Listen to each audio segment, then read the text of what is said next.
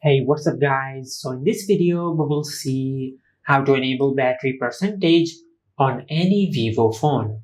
Now to do that, just open the settings app on your smartphone. From here, just scroll down and tap on battery.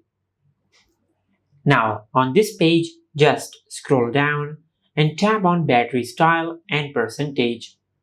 On this section, just select display outside the battery.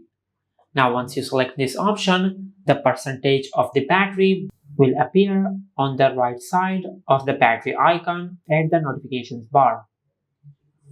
Just like that.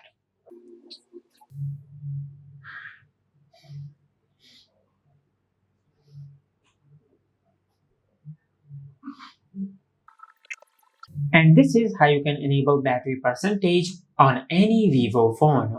If you found this video helpful, please like the video and subscribe to the channel and hit the bell icon to get notified when we upload a new video.